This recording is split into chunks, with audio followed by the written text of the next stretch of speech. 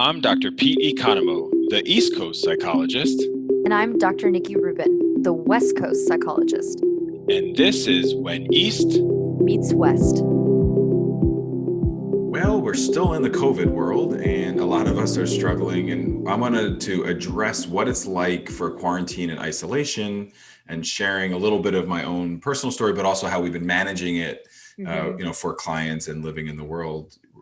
Hey, Nikki, how's COVID over there on the West Coast? I forgot which coast I'm on. Yeah, I know. I was like, no. I forgot who's who. I'm the West Coast psychologist. I'm the one in Los Angeles. You are. Yeah. I mean, I've been, we're like in the 8th month of this now, and Or the I know. 18th month or the I know, 80th month. right. No, what is time? What is time?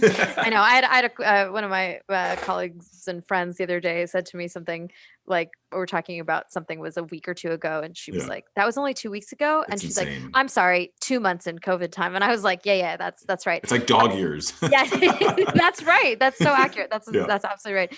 Yeah, I mean, something that I've been thinking a lot about is that even as, we've learned to sort of be in the world more, obviously we're more isolated. And I just, I kind of marvel at how it's impacting my experiences being around other people that, Yeah. Pete knows,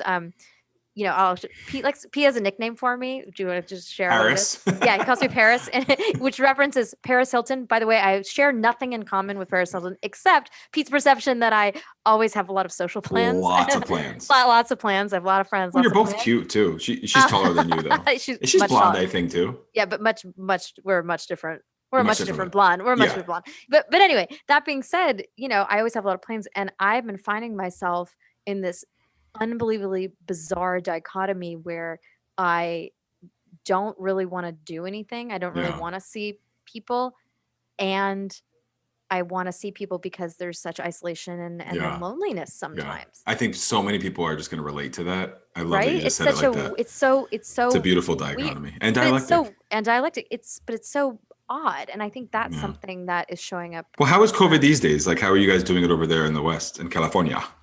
Well, the cases are creeping up a little bit. Yeah. They've never gotten as low as they did, like in New York, for example. Like I think right now, I think they're like this week in LA County, I think they're like 3.8% or something.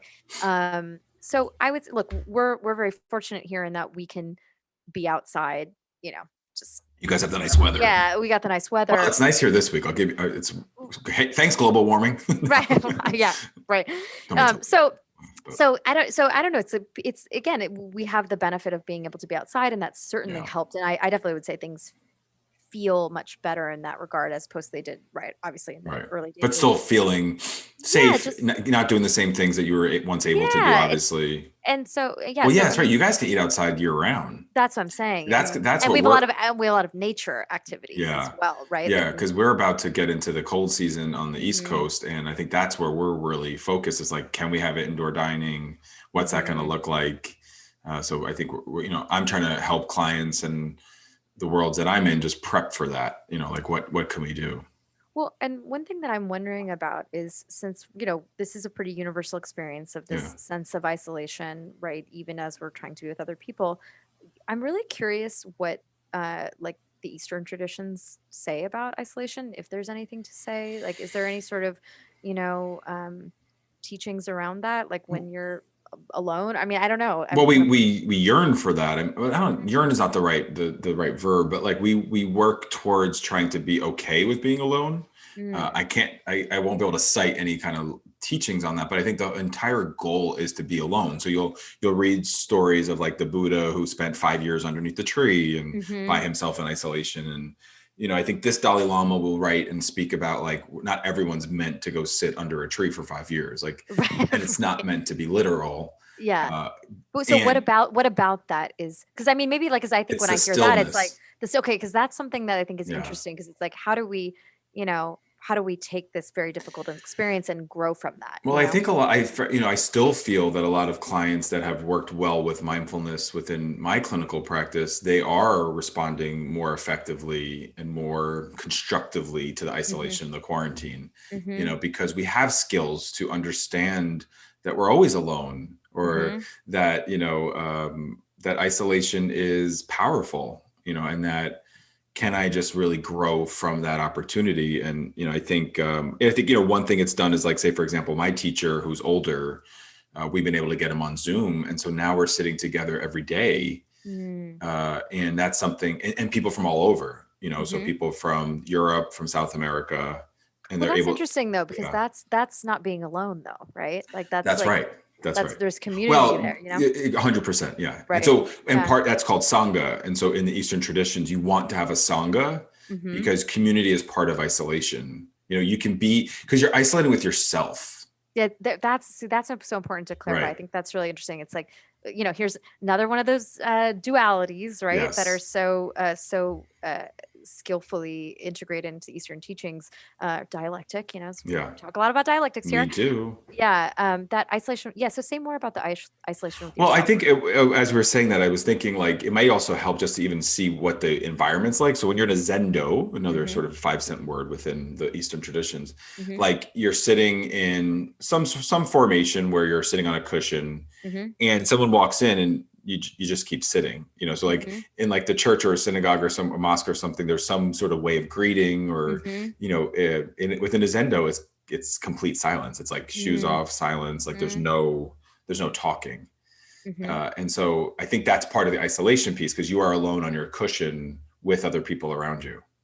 And what's what would they say the function of that is? Like why strive for that? That's because then you build strength off of the community. So when you're sitting and you get tired, you're maybe motivated by the other people. So you're 100% right that we're able to get on Zoom, and so that we're not as alone. However, we're still isolated, right? Because we are on our cushion, and that's it. Well, and I think that maybe it's helpful to share with our listeners that in that isolation with the self, right, in that time, in that stillness, that the reason why this is helpful is that, and this starts to bleed a little bit into the Western behavioral science stuff, right, is that making that kind of space, right, choosing that space and stillness and focus is associated with all these benefits, right? That's Like right. improved emotion regulation, improved psychological flexibility, right? Learning and memory, all of these. Concentration, yeah. Yeah, concentration, attention. Yeah. So I think that's important to say too, because I think where people can often get stuck is like, but why? But why do I want to be both? But even as we say that, like it's still, I always say it's not tangible enough for us to then do it. Like if I said, it will taste like grape lollipop, like you can grab that, but you can't grab psychological flexibility and emotional regulation. Right. We see it and we know it, but when we're trying to sell it. Yeah, it's not. Well, this is such an annoying thing to say, so my apologies ahead of time. But I always say it's like it's concrete, and it's not concrete because when you have practiced mindfulness, I was for a long time, but actually not even necessarily. Like when you've practiced it, in the early stages, even when you first have that experience of like that centered, quiet stillness. It's like, it's not like a grape lollipop. It's not quite as concrete as that. And also like, it when you see it, it when you feel it kind of thing. Yeah. One of the stories I tell is one of my teachers, she always would say like, I just can't wait to get on the cushion. And that was the time when I was first starting. And I was just like, what does that mean? Because I'm all like, when is it beginning? When is it ending? I was always looking for the clock inside the Zendo because there's always one timekeeper. So sometimes you could see the clock and I would always look. Now I get it because, it's something that's really helpful. So what I'll share in this episode is that, so I am just ending a 2-week isolation after testing positive for COVID. And, I'm so thankful that I'm healthy, and that I really just had some mild to moderate symptoms. So it wasn't too bad. So I'm very thankful for that. I've been working for the last 8 months with people that go in quarantine or isolation. And so I think it was really helpful. We talk about empathy within psychology, and it was just really helpful to experience it. Because, like, for example, I don't have kids. So sometimes clients will be like, well, you don't know like what it's like to have kids. And I don't have to have kids to be able to work with a client who has kids or is struggling with parenting. Sure. And I don't have to be isolated to do it. And it just gave me, experiential data. It gave me experiential data of how I both loved and hated it. So to your point, it's like on one hand, I'm so isolated and I feel lonely. On the other hand, I don't want to really be around people. Yeah. And I think, well, I'm again, I'm also very grateful that Pete's okay here. And I think this point about like that quarantine period, the part that was not so enjoyable to you, the hard part, I think this is where we can also bring in some of the the Western psychological science around why isolation is also problematic, right? Yeah. Because isolation, like I can say as psychologists, when Pete and I are working with individuals that we suspect, for example, may have some kind of depressive disorder, Right. right? Or maybe they do have a depressive disorder. Isolation is something that we assess for, That's right? right. Because the reason is that when we feel, and this goes back to sort of evolutionary science as well, sadness, which is not depression, just to be clear, Mm-hmm. sadness, the action urge, which is the behavioral urge affiliated with that particular emotion, is to withdraw, Yeah. right? To kind of go within oneself, and Isolate. we Yeah. yeah, and we can understand that the initial probably reason that was selected for is that it's like a place to recharge. But when it goes to extreme, right, with depression, which would be a dysregulated form of sadness, it actually contributes to maintaining those symptoms. And so when somebody is experiencing depression, and look, there's certainly a lot going on right now that can lead to depression, right? Mhm. Pete and I are going to assess for whether or not there is an increase in isolation, because That's that's right. going to likely worsen the symptoms. So while there's, again, it's this annoying, I guess I'll say, Yeah. dialectic here, duality of not wanting to be around people or during this period, or noticing that yes, sometimes there's a benefit to being by oneself. There are also some really unhelpful aspects to that, right? Like Yeah. you know we're a social species. We actually thrive off I'm going to say, like, the energy of other human beings. Yeah, even like the introverts, because someone's listening and be like, I'm an Yeah. introvert and I don't need that. It's like, and introverts also need it. And, because we are social beings. Yes. And so I think on some level, this telecommuting world gives a little bit of that. And it's just not the same. I know, No. like when I'm working with students right now, we're doing clinical work, and most of it's through virtual means, and so I'm encouraging them that if and when they can, to at least meet the athlete once in person, even for like 10 minutes, because it just helps, and it's just another level. And I think we are going to be in a world where we're living and operating, especially in medicine, virtually. So I think that's okay, but I think in this transition, if we can get that touch point, it will be helpful. And I still worked. I still taught class. I still saw some clients. I still had meetings to attend, and I was able to in isolation. I stayed right. Like how privileged. As yes, and you stayed as connected as possible. And I think the point that you're sort of getting at is that when we're not around other people, I mean, we're being very literal here, like physically, when we're not around other people. And this is not a very scientific word, though I'm assuming at some point we'll probably be able to measure and assess this. We don't get like the vibes or like the energy of other people. Why is that not scientific? Well, because meaning in terms from a Western perspective, like we're not able to measure. Oh, I guess that is more Eastern. Yeah. But I talk about energy like. Oh, I do too. I'm just saying because we're like hippies in a way. Yeah. But I mean, it is like, I'm sure, I imagine that's probably something that we'll be able to maybe quantify. But I had like a really high performing person say that recently about energy. Like, I wasn't sure about her energy, and I was just like, that's because everybody sort of intuitively knows, like people say like that person has bad vibes or whatever. Yeah. So, but the vibes of others, like we're a social species. We evolved to be around other people. Like the human species did not survive up until this point by just being alone. like a lone wolf. No, that's right. we didn't, because the way I like to joke with people, though it's not really a joke, is I'll say, look, 40,000 years ago, I'm like, if you got kicked out of the the human tribe, I was like, what happened? People are like, what? I'm like, you died out there. You sure did. I'm like, you froze to death. You got eaten by a saber-toothed tiger. You starved. You tripped and fell off, a cliff and died. Yeah. I mean, we evolved to rely on other humans, and that's carried forward, to our brains need that energy. I was assigning as homework for people once, we were beginning to be out in the world with masks, people that were sort of, I would say, over isolating. I would say, I want you to work on just going out and like, just go get a coffee, like just go to the coffee shop. And even if it's just like a 5-minute thing, if you're not feeling comfortable, you obviously have your mask on, go in. And I can't tell you how many patients I worked with that were like, whoa, that made a big difference. And I said, because it's being around the energy of other humans that. Or just go for a walk, or just, right. Yeah. So even when I was Can't get that. isolating, as much as if energy was low and I didn't feel like going out, like I still would take the dogs out, or, I still would try and like be out and walk. I think the first week I didn't do much, but like the second week, then I started meditating and yoga again. But I really didn't meditate as much, because I always find, and I'll share this, like I struggle when I'm not feeling well to meditate.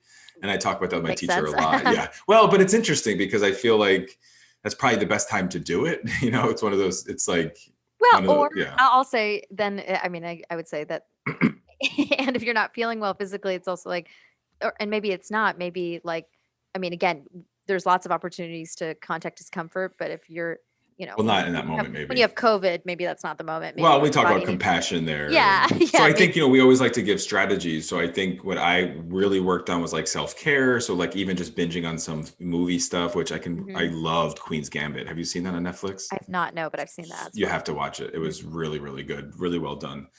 It was another healthy distraction. That's how I see that, right?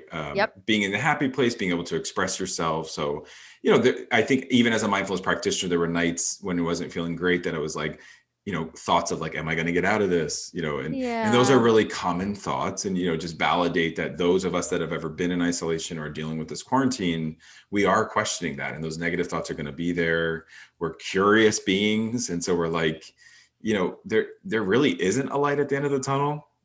Right now, I mean, I started to see it in my health for the COVID isolation. Sure. But if I think about this pandemic in general, we don't know when we don't know. We don't. And then and we don't know what's after it either, which is also part of Well, and then we go back to like, and we know, and it's just being put in our face here that we actually have never known what's going to happen. We don't know what's on the other side of this moment. And so when we have the urge to isolate, and again, like what Pete and I are really talking about today is, like with everything, there are times that's helpful to do that, and there are times when that's unhelpful. It's really like checking in with yourself and seeing like, what do you need? Like if if maybe you need some stillness, maybe you need some quiet, maybe you need to go be alone for a little while. That's okay.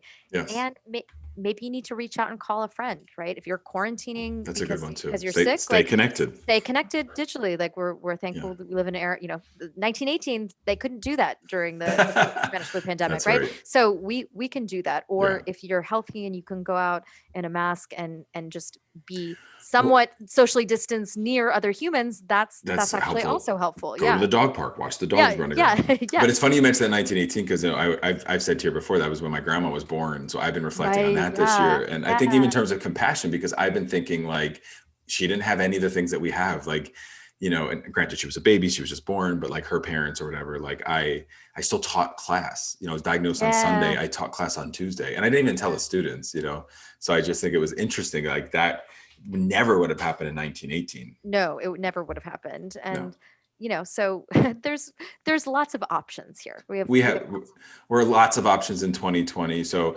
hopefully, again, I was happy to share my story about isolation and embrace my privilege within it, and found some compassion. And hopefully, those that listen understand that isolation, it's real. The quarantine, it's scary, and just remember to practice self-care and, when possible, celebrate the small victories.